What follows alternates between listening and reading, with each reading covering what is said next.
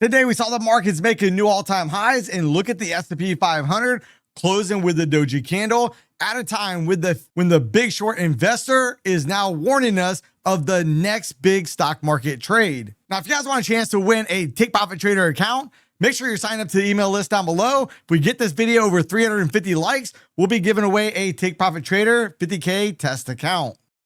We come over and look at how the indices fared across the board. The Dow was up 463 points. The NASDAQ was up 31 points. S&P 500 up 20 points, with the Russell 2000 being up 4.41. When we look at advancing issues versus declining, we had 75.4% of issues advancing on the day. And today on the live stream, even when we had the little intraday sell-off, we still saw the advancers well outpacing the decliners. Now, if you guys don't want to miss the next time I go live, make sure you subscribe. You have the bell notifications turned on for all. Now, we come over and look at the sectors across the board. Notice we only had 3 sectors in the red: technology, communication services, and consumer defensives. It's really no surprise technology was down, especially if we come over and we look at the Qs real quick. You see the Qs actually closed lower than where we opened. We see the Qs has been on a pretty good rip on the way up. If you look at the low right down here, we really haven't had any pullback, and the Qs have ripped up almost 6% without any resemblance of a pullback. But I want to show you guys a big discrepancy we're seeing in the market. If you come over and look at the SPY real quick, notice the SPY today was up 0.34%, and pay attention to how that candle closed. But then if we look at the equal weight S&P 500, what do we have going on? A big bullish candle on the way up, and we kept talking about this all day long on the live stream. Now, if we come over and look at the big short investor, you would think that, hey, he's talking about a big short trade. No. Steve Eisman is talking about he is still stubbornly bullish on the market. Let's not forget, Steve Eisman was well known for calling the housing crisis back in 07 and 08. If you guys have not seen the movie The Big Short, I would encourage you guys to go watch it. It even goes on to say a year ago, Eisman said investors would be crazy to bet against companies like AI chip maker NVIDIA. Well, if we go over and look at a chart of NVIDIA real quick, what has NVIDIA done over the past year? We zoom this out, NVIDIA just a rocket ship on the way up. So we got to give Steve Eisman some credit. So what is going to be the next big trade that he has out here for us?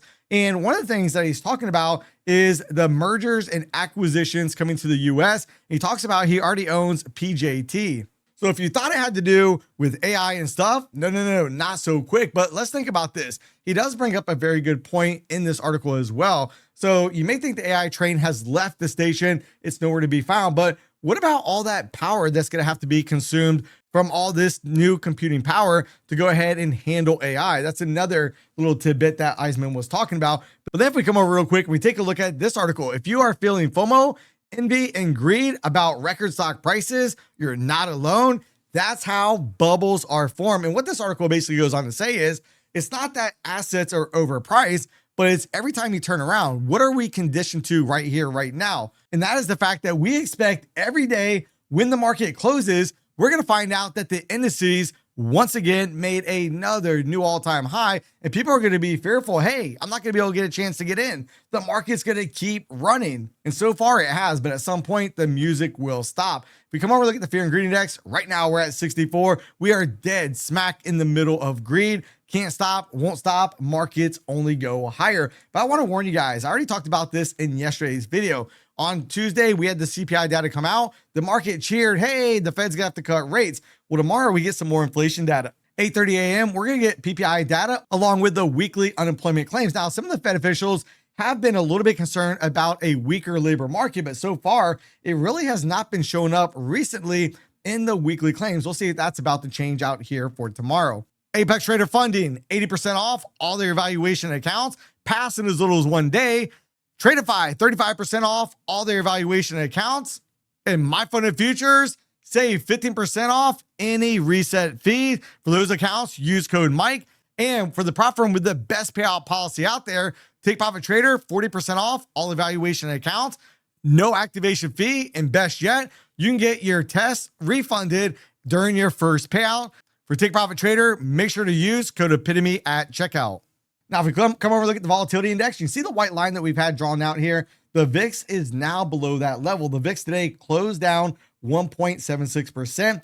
The VIX closing at a price of 14.48. When the VIX goes lower, the ranges in the markets will normally contract as well. If we jump over and take a look at the SPY real quick, I want to warn you guys, when we jump over to futures markets, I want to show you guys a critical level that was not tested today that you most certainly want to pay attention to for tomorrow. Now, today we basically have a candle of indecision. We rallied up, we hit a new all-time high. Then if we come over and look at the 5-minute chart, notice today when we came back down, did we come down and completely fill the gap? The answer is no. We missed filling the gap by a measly 3 ticks.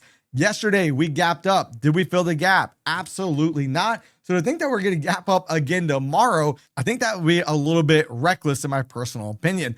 On the 4-hour chart, MACD indicator still looks strong at this moment, but notice as we've had new highs up here, is the MACD indicator making new peaks? Absolutely not. The momentum is not behind it. At some point, we will start to get a pullback in this market. On the 30-minute chart, what do we have today? Well, yesterday we gapped up, we came down, almost filled the gap, but we spent the whole entire day essentially above yesterday's high. We only pierced below yesterday's high just a few times, but not enough to come down towards the closing price. And as we made a new high today, look at the MACD indicator. We finally started to get a little bit of a cross down. Do we finally get to get a more sustained downturn, maybe as early as tomorrow? Now, when we come over and look at the futures markets real quick, look at the 4-hour chart. We've already smashed that ABC target we talked about in last night's 5 o'clock video. So if we go ahead and get rid of the drawings real quick, let's look at this whole area within this volume profile. I'm going to go ahead and lump this all together as a minus development area, aka an inefficiency in the market. That zone is going to be anywhere from 64.54 down here to about 64.45. Now, if you notice, right now we are currently above the developing value area high. Speaking of value area high, we still have not come back and tested last week's value area high. We closed outside of it, and the rule behind that is normally the next 1 to 2 sessions, since this is a weekly profile, a session would be 1 week in time. Well, that means either this week or next week. There's only 2 more trading days left this week, so maybe it'll be the news tomorrow that gets us down here just a bit. Now, if we come over and look at the daily profiles on the 30-minute chart, notice what we did last night. We were able to go ahead and take out the point of control, and we essentially consolidated during Asia. We rallied on up, continued to push up right here, right before the New York Open. We pull back, and then we started to work our way back up. Now, if we do start to turn right from this area and we do not come back and make a new all-time high tonight or tomorrow, we could have a potential A to B equals C to D pattern, which would complete about 64.57. But I want you guys to pay attention to another critical level that was not tested today. We talk about this all the time on the live streams, and that was the P point. The P point is essentially a floor trader pivot, and this has a roughly a 68 to 72% chance of being tested on a daily basis. So the fact that we did not test it today, highly probable that tomorrow when we get the new P point coming out, that will be a very, very high probability target for tomorrow.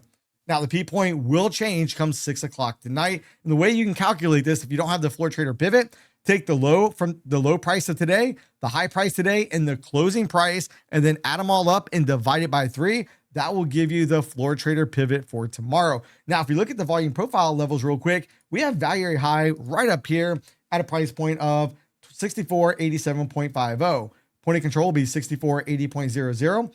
Value area low will be 64.68. Now, I do think it's highly probable tonight we will test that point of control at 64.80. Now, if we come over and look at the QQQs real quick on the daily chart, we saw the Qs gapping up. The Qs came down and was able to fill the gap. So that's 2 days in a row where the Qs have gapped up and come all the way down and fill in the gap. Now, if you look over here, do we have a lot of volume up in this area? Not really. So I do think as we start to pull back, we'll probably pull back at minimum towards this high volume area on the profile at about 568.16. On the 4-hour chart, MACD indicator still looks strong at this moment. Good separation of the 2 lines, 45-degree angle on the way up, but at some point we will start to get a pullback. Come over, look at the daily profiles on the 30-minute chart. Notice the profile shape today. It's going to be a B as in boy. Now, this is going to be very beneficial for tomorrow. If we're trading above the upper part of this distribution area, highly probable we come up to the upper third of the range, somewhere around 582.31. We breach that. We're probably going to make a run towards all-time highs. But if we really start breaching below the low of this distribution, really right below the candle bodies over here at about 579.20, then I'd want to go ahead and target this distribution from the prior day, somewhere in the ballpark of 578.00. Then look to see, can we rerun the lows of that day, then come back and try to test gap support and potentially fill the gap from last Friday. Now, I'm not saying that is going to be in the cards for tomorrow. It's going to be more of a process to get all the way down, filling the gap from last Friday, will probably be a multiple day type of event. Now we come over and look at the NASDAQ futures. What do we have? We finished that last A to B equals C to D pattern right up here at 24,059. However, I want to warn you guys of another level, and we talked about this on the live stream. If you guys were on the live stream, you guys probably already know what I'm thinking, but essentially kind of this structure breakout point. Candle body right here to this candle wick. You see this candle right here sliced right through it. We have failed to come back and test this zone, and that could be what the market is about to do. Now, let's think about this. If we pull a fib from the low up here towards the high, that would be right between the 50 and 61.8 Fibonacci level. That would do nothing in terms of destroying the uptrend that we currently have in this market. Now, if we come over and look at the daily profiles on the 30-minute chart, just like we had with the S&P 500, we were not able to come out and test the P point today. And we have that lowercase b as in boy shape profile. So if we really start breaking below value area low at about 23,898, then I do want to start to target some of the profile levels from the prior day. One such level would be this high volume node at about 23,848. The next would be the next high volume node, 23,790. And then right down here towards about 23,755. But note, all of this consolidation is calls being built. It could also be calls being built to go right back up, making new all-time highs, or it could just be the halfway point on the move down. Now, let's just assume this high right here holds. If it doesn't, if we go up a little bit higher tonight, we'll have to basically draw this out. But you can grab your Fibonacci extension tool, measure A to B, pull right up here. Since this is the current high, that would give us a price completion at about 23,777. Now, if you guys like to learn about take profit traders, rules around copy trading, make sure to watch this next video right here.